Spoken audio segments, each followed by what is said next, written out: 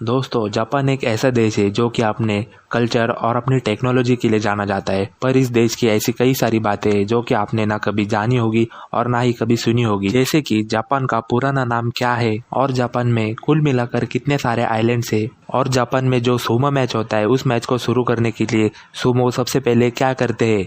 दोस्तों, अगर आप कभी जापान घूमने जाना चाहते हो तो इस वीडियो को पूरा ज़रूर देखिए, क्योंकि इस वीडियो में हम जापान के बारे में कुछ ऐसे फैक्ट्स और कुछ ऐसी चीज़ों के बारे में बात करने वाले हैं जो कि काफ़ी ज़्यादा दिलचस्प है। तो दोस्तों, वीडियो को पूरा ज़रूर देखिए।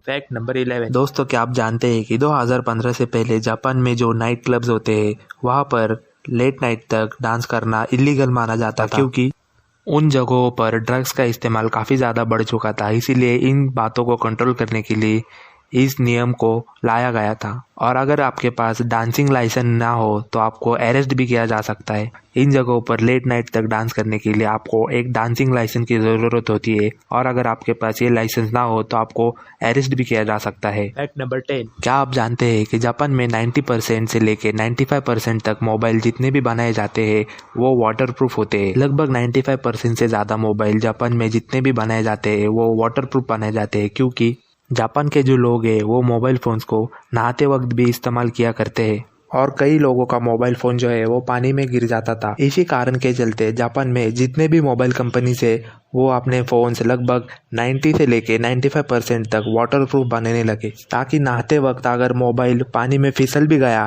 तो उस मोबाइल फ़ोन को कोई नुकसान ना हो। सच में वहाँ के लोग काफ़ी ज़्यादा एडिक्टेड लगते हैं अपने मोबाइल फ़ोन के लिए। Fact number 9। क्या आप जानते हैं कि दुनिया की सबसे पुरानी कंपनी भी जापान में ही है। इस कंपनी का नाम है कोंगोगुमी।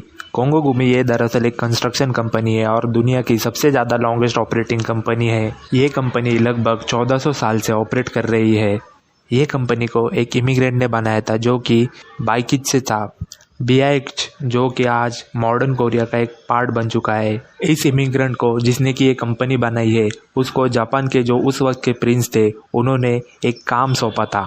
वो काम था कि एक बुद्धिस्ट टेम्पल बनाना ओसाका में, जो कि आज भी खड़ा है। इस कंपनी ने और भी कई सारे हिस्टोरिकल कंस्ट्रक्शन जापान में किए हैं, जैसे कि ओसाका का मशहूर कासल जो कि 16वीं सेंचुरी में बनाकर तैयार किया गया था इस कंपनी के द्वारा। इस कंपनी के इस्टेब्लिशमेंट के बाद लगभग आज तक इस कंपनी को उनकी 50 पीढ़ियाँ चलाती आ रही है, यानी कि ये कंपनी को उनकी लगभग 50 जनरेशन संभालते आ रहे हैं। पर 2006 आते आते इस कंपनी को काफ़ी सारे फाइनेंशियल प्रॉब्लम्स फेस करने पड़े। इसके कारण इस कंपनी को ताकामात्सु कंस्ट्रक्शन ग्रुप ने 2006 में इस कंपनी को खरीद लिया। कोंगोगुमी ये कंपनी की स्पेशलिटी ये थी कि बुद्धिस्ट टेम्पल काफ़ी बढ़िया तरीके से बनाते थे और ये काम अपना आज भी जारी रखे हुए है। Fact number 8।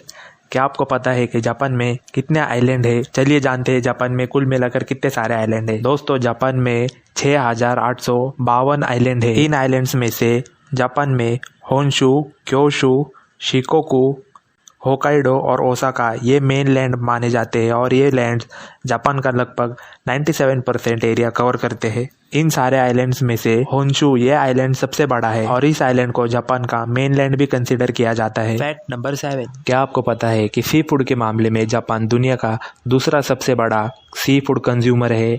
जी हाँ, जापान दुनिया का दूसरा सबसे बड़ा सी फूड कंज्यूमर है, जहाँ पर हर साल लगभग 7.4 million ton sea food consume किया जाता है। अगर 36,000 ब्लू व्हेल को लिया जाए तो उनका वजन भी लगभग उतना ही होगा। इतने ज़्यादा पैमाने पर जापान में सी फूड कंज्यूम किया जाता है। दोस्तों, अगर प्रति व्यक्ति बात की जाए तो जापान का एक व्यक्ति साल भर में लगभग 45 किलो तक सी फूड खा जाता है। Fact number 6। क्या आपको पता है कि जापान में बेबी डायपर से ज़्यादा एडल्ट डायपर बेचे जाते हैं? जी हाँ, एक रिसर्च के मुताबिक जापान में बेबी डायपर से ज़्यादा एडल्ट डायपर बेचे जाते हैं, जो कि वहाँ पर ज़्यादातर बूढ़े लोग इस्तेमाल करते हैं। Fact number 5। दोस्तों, हम सब ने वेंडिंग मशीन तो कई बार देखी होगी और इन वेंडिंग मशीन में से हमने कुछ ना कुछ ज़रूर खरीदा होगा, पर जापान एक ऐसा देश है जहाँ पर वेंडिंग मशीन्स का इस्तेमाल हद से ज़्यादा होता है। आज की तारीख में जापान में लगभग 5 मिलियन से ज़्यादा वेंडिंग मशीन्स पाई जाती है और इन वेंडिंग मशीन्स में रोज़मर्रा की सारी चीज़ें मिलती है। जापान में वेंडिंग मशीन्स हर जगह पाई जाती है और ज़्यादातर वेंडिंग मशीन चाय कॉफ़ी या फिर सॉफ्ट ड्रिंक्स ये सब बेचती है। और बाकी vending machines as restricted items बेचती है, जैसे कि सिगरेट, अल्कोहल इत्यादि। Fact number 4। दोस्तों, हम सभी को तो मालूम है जापान में लोग कितने ज़्यादा चाय के दीवाने हैं, पर क्या आपको पता है कि जैसे जापान में चाय को पसंद किया जाता है, वैसे भी कॉफ़ी को उतना ही पसंद किया जाता है जितना कि चाय को। दोस्तों, जापान में एक अडल्ट व्यक्ति हफ्ते में लगभग 10 कप से ज़्यादा कॉफ़ी पी जाता है।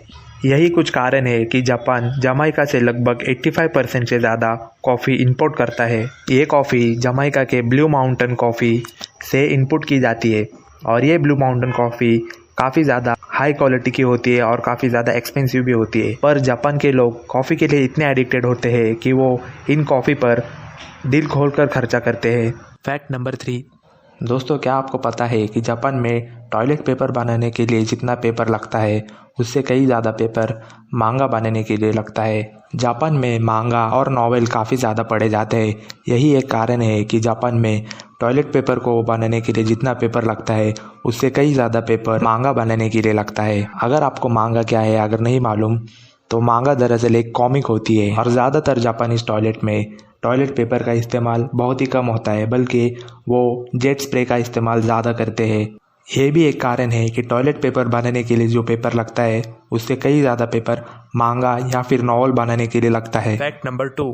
दोस्तों, आज जापान को जो ये देश है उसको जापान नाम से जाना जाता है और ऑब्वियसली जाना भी चाहिए क्योंकि यही इस कंट्री का नाम है। पर क्या आपको पता है कि जापान दरअसल इस कंट्री का नया नाम है और पुराने वक्त में इस कंट्री को और ही किसी नाम से बुलाया जाता था। दोस्तों, 7वीं और 8वीं सेंचुरी के आते आते जापान का नाम वाकोकू से चेंज करके निहोन रखा गया। जापान का नाम वाकोकू से बदलकर निहोन रखा गया क्योंकि उस वक्त की जो चाइनीज एम्प्रेस थी जिनका नाम था वू जेटियन, उनको जापान का ये नाम वाकोकू पसंद नहीं आता था। इस एम्प्रेस ने जापान इस देश को ये ऑर्डर दिया कि जापान का नाम वाकोकू से बदलकर कुछ और रख दिया जाए क्योंकि उनको वो नाम अच्छा नहीं लगता था।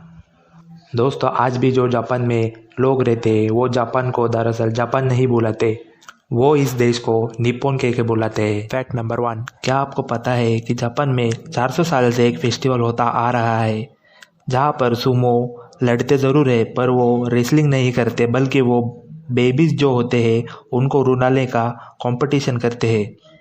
इस फेस्टिवल का नाम है नाकी सुमो बेबी क्राइंग फेस्टिवल, जो कि होता है सेंसोजी टेम्पल में। पेरेंट्स लोग जो होते हैं वो अपने बेबी को देते हैं सुमो को रुलाने के लिए, क्योंकि जापानीज लोग ऐसा मानते हैं कि अगर सुमो ने उनके बेबी को रुला दिया तो अगर उस बेबी पर कोई शैतानी साया हो तो वो हट जाए और बेबी हेल्दी बना रहे। सच में काफ़ी अजीब फेस्टिवल है। तो दोस्तों, वीडियो में बस इतना ही। वीडियो अगर पसंद आया तो वीडियो को ज़रूर लाइक कीजिए और हमारे चैनल को सब्सक्राइब करना ना भूलिए। तो मिलते हैं अगले वीडियो में, तब तक के लिए पीस आउट।